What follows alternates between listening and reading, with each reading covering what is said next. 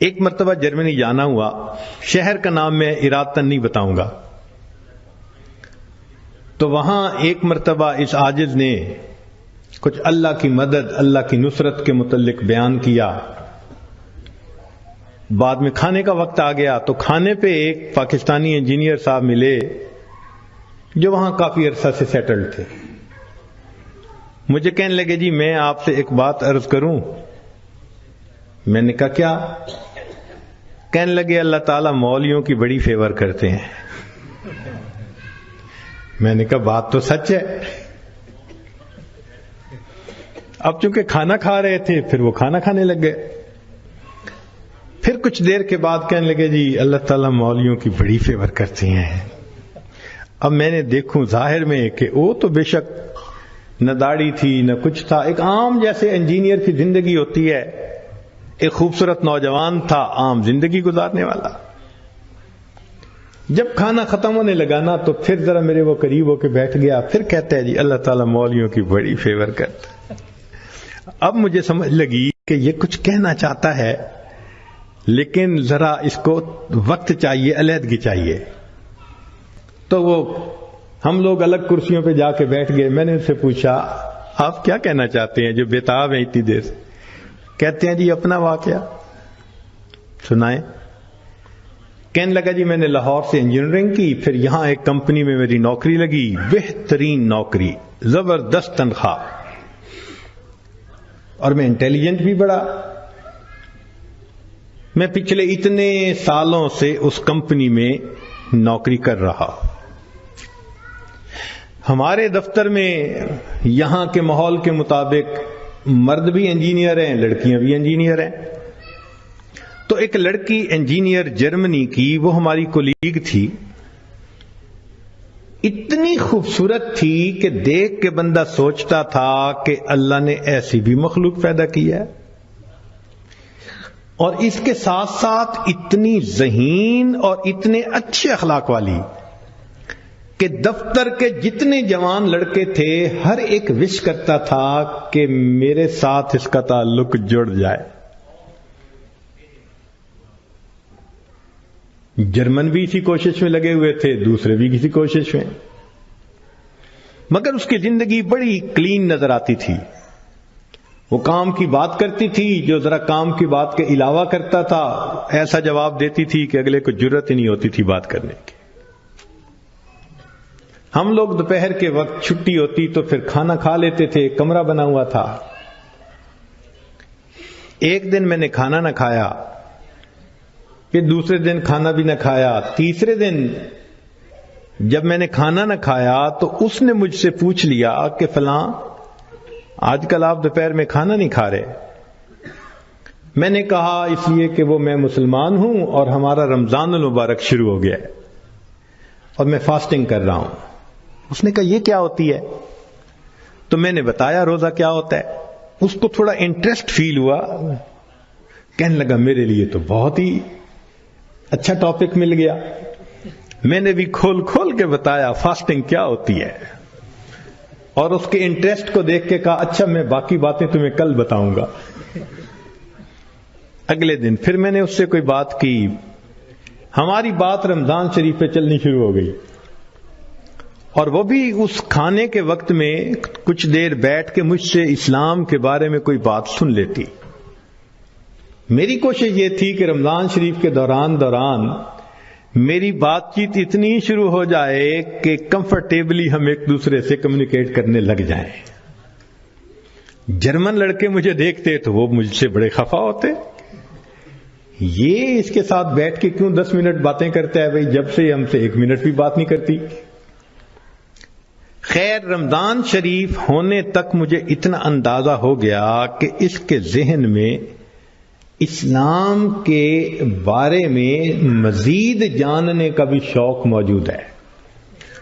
تو میں نے کچھ انگریزی کی کتابیں بھی اس کو منگا کے دیں کہ پڑھو، اور میں تو چاہتا تھا اللہ کرے یہ مسلمان بنے، پھر تو ہمارا ہی نمبر لگے گا، کیونکہ باقی تو سارے یہاں کافر ہیں۔ بڑی میری کوشش تھی اور میں بڑے خلوص سے کوشش کر رہا تھا یہ مسلمان بن جائے.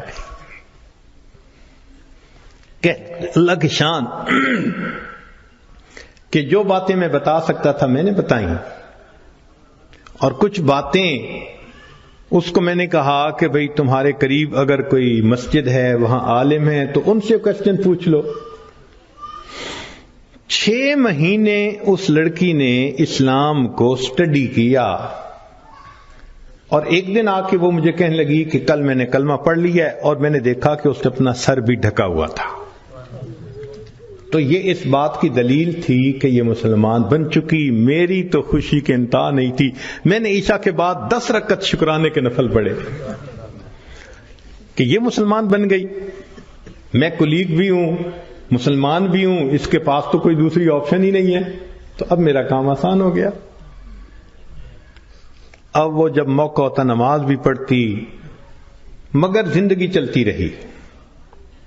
سال میں ہمیں چھٹیاں ملتی تھیں جو اکثر وہاں کے مقامی لوگ یورپ میں ادھر ادھر بیچز پہ گزارا کرتے تھے. بات چلی کہ بھئی اس دفعہ چھٹیوں کا پروگرام کیا ہے. اس نے کہا کہ میرا ارادہ ہے کہ میں اس دفعہ ٹرکی جاؤں گی. سنیں وہاں بہت مسجدیں ہیں اور بہت علماء ہیں، میوزیمز ہیں، تو مجھے ذرا اسلام کو اور زیادہ سٹڈی کرنے کا موقع مل جائے گا. میں نے سوچا ترکی جائے گی تو میرا کیا فائدہ. اب میں نے اس کو آئیڈیا دیا، فوڈ فار تھاٹ. میں نے کہا تمہیں کیا پتا، اصل تو دین پاکستان میں ہے. اتنی مسجدیں ہیں، اتنے یہ علماء ہیں، اتنے فلاں ہیں. اب میں نے ایسی سہانی سٹوری اس کو سنائی کہ اس کو لگا کہ اگر مجھے دین سمجھنا ہے تو شاید وہاں انفارمیشن زیادہ مل سکیں گی. اور ادھر میں نے اپنی امی کو فون بھی کر دیا، امی میں کوشش کر رہا ہوں کہ یہاں سے ایک لڑکی آ جائے پاکستان، بس اس کو پھر آپ شادی کے لیے تیار کرنا، یہ آپ کا کام ہوگا. امی نے کہا بیٹا بات ہی کوئی نہیں. میری بہن ایک ایم اے انگلش تھی، ایک ایم اے اکنامکس تھی. بہنوں نے بھی کہا تم ایک دفعہ لے آؤ اس کو، ہم اس کو تیار کر لیں گی، مسئلہ ہی کوئی نہیں. اب میری کوشش کہ کسی طرح یہ سفر کرے. 2-3 دن وہ سوچتی رہی. پھر اس نے کہا کہ اچھا ٹھیک، میں نے ارادہ کیا ہے کہ ان چھٹیوں میں پاکستان جاؤں گی، مگر میں اپنی ارینجمنٹ خود کروں گی. تم فلائٹ نمبر بس بتا دو، کب جا رہے ہو. تو میں نے کہا ٹھیک. اب جس دن میں نے فلائٹ پہ آنا تھا، اور اس نے بھی 2 لفظ کہے تھے کہ ہاں میں بکنگ کروا لوں گی، کہنے لگا کہ میں تو 1 گھنٹے یعنی 3 گھنٹے پہلے پہنچنے کی بجائے 4-5 گھنٹے پہلے پہنچا ہوا تھا. جلدی سے چیک ان کروا کے اب میں تلاش کر رہا تھا کہ کب آئے. خیر اس کو آنے میں کچھ دیر ہو گئی، مگر میں نے دیکھا کہ وہ آ گئی تو میں بڑا مطمئن ہو گیا، اب یہ پاکستان آ رہی ہے. خیر جب پاکستان اترے تو میرے گھر والے رشتہ دار سب مجھے ریسیو کرنے آئے ہوئے تھے. تو گھر کی عورتیں اس کو بھی ملی. اس نے کہا کہ دیکھو میں نے ہوٹل کی بکنگ کروائی ہوئی ہے اور میں اس وقت تھکی ہوئی ہوں سفر کر کے، تو میں سیدھا ہوٹل میں جاؤں گی، اور کل جب میں کسی وقت فریش ہوں گی نا تو عورتوں کو کہا کہ تم ہوٹل آ جانا، میں تم سے ڈسکس کر لوں گی کہ مجھے کہاں کا انفارمیشن مل سکتی ہے. میری بہنیں اس کو دیکھ کے تو حیران ہو گئیں، اور انہوں نے شادی کی ڈیٹ اور پلاننگ وہ بھی شروع کر دی. اگلے دن میری امی گئی اور اس کو کہا کہ بھائی آپ ہوٹل میں کیوں رہتی ہو، ہمارے گھر میں آؤ. اس نے کہا میں ذرا یہاں کمفرٹیبل ہوں. امی نے کہا چلو کھانا کھانے ہی آ جاؤ. اس نے کہا ٹھیک. تو وہ ایک وقت کھانے کے لیے گھر امی کے ساتھ آ گئی. ہمارا گھر ڈیفنس کے اندر اتنا بڑا بہترین محل نما گھر تھا، اور بزنس تھا ہمارا کار ڈیلرشپ تھی. اب جو کار ڈیلر ہو وہ تو کروڑوں پتی ہوتا ہے. چھوٹا بھائی میرا مجھ سے بھی زیادہ خوبصورت نوجوان. خیر میری بہنوں نے بڑی کوشش کی کہ بھئی کسی طرح وہ ہاں کر دے کہ میرے ساتھ اس کی شادی پہ وہ راضی ہے، مگر وہ خاموش ہو جاتی، وہ ہاں نہیں کرتی تھی۔ پریشانی ہونے لگ گئی، دن گزر رہے ہیں اور ہاں نہیں کر رہی ہے۔ تو کہنے لگے کہ ایک دن جو ہے امی نے کہا کہ بیٹا اگر تم سے وہ راضی نہیں تو تمہارا چھوٹا بھائی بھی تو ہے، ہم اس کی آپشن دے دیتے ہیں۔ میں نے کہا ٹھیک ہے، کوئی بات نہیں۔ امی نے چھوٹے بھائی کی آپشن دے دی، وہ سن کے پھر چپ ہو گئی، حتیٰ کہ آدھے سے زیادہ دن گزر گئے۔ فرض کرو 20 دن اس نے رہنا تھا تو 10-12 دن گزر گئے۔ اب امی کو ذرا فکر ہونے لگ گئی کہ یہ نہیں مانے گی۔ ہم پریشان بھی تھے۔ اللہ کی شان، ایک دن وہ امی کے ساتھ بیٹھی بات چیت کر رہی تھی، کچھ کہنے لگا میرے ایک چچا ہیں، تبلیغی بندے ہیں، سارا دن مسجد میں پڑے رہتے ہیں اور کام ہی کوئی نہیں ان کو۔ ان کا ایک بیٹا ہے اور اس بیٹے کو انہوں نے جامعہ اشرفیہ سے مولوی بنا دیا۔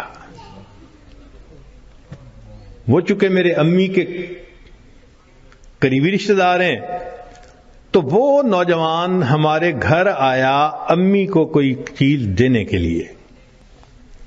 تو اس لڑکی کی ذرا دور سے نظر پڑ گئی کہ ایک بندہ ہے، داڑھی والا بھی ہے، ٹوپی بھی ہے اور وضاقتہ بھی دینی ہے۔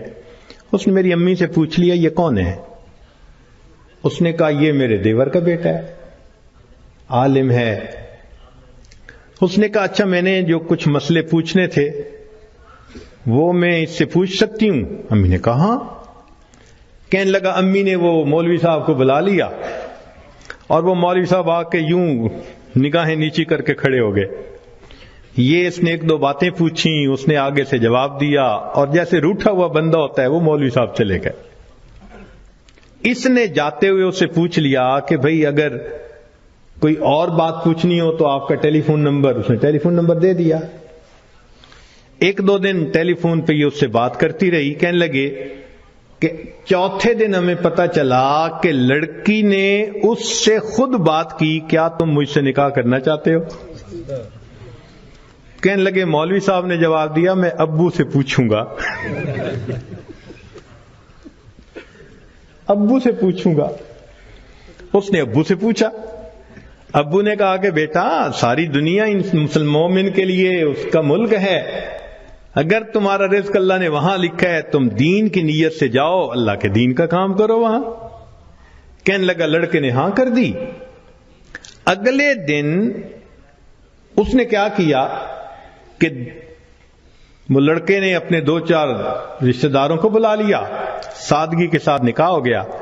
لڑکی اس کو لے کے اسلام آباد ایمبیسی چلی گئی اور ایمبیسی میں اس نے اپنا سٹیٹس دکھایا، پورا دکھا کے کہا کہ میں آئی تھی چھٹیاں گزارنے، اس کے ساتھ میرا نکاح ہو گیا ہے، کاغذات ہوتے رہیں گے، میں نے ہے 4 دن میں واپس جانا، کیا آپ اس کا ملٹیپل ویزا لگا سکتے ہیں؟ کہنے لگے کونسلر کو اس کی پرسنالٹی، اس کی بات چیت، اس کی نوکری اتنی جسٹیفیکیشن نظر آئی، اس نے چھوٹتے ہی 5 سال کا ملٹیپل ویزا لگا دیا۔ کہنے لگا چھٹیاں ختم ہونی تھی، وہ لڑکی اپنے وہ جو مولوی صاحب خاوند تھے ان کے ساتھ چلی گئی، محنت میں نے کی، اللہ نے فیور مولوی کی کر دی۔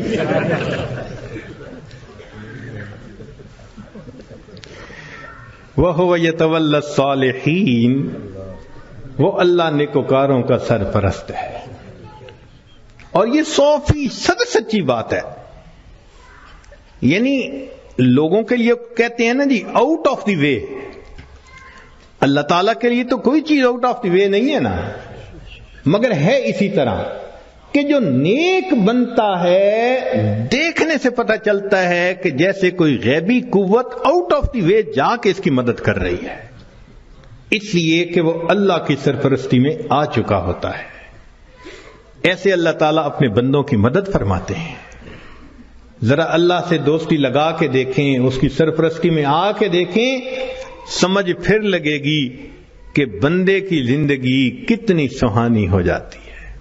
آج تو جس بندے کے کنٹیکٹ بڑے ہوں، واقف ہوں، کہتے ہیں جی اس کے بڑے لمبے ہاتھ ہیں، اور اللہ والوں کی تو حالت یہ کہ ان کے ہاتھ تو اللہ تعالی کی جیب میں ہوتے ہیں. لا الہ الا اللہ لا الہ الا اللہ لا الہ الا اللہ لا الہ الا اللہ لا الہ الا اللہ لا الہ الا اللہ لا الہ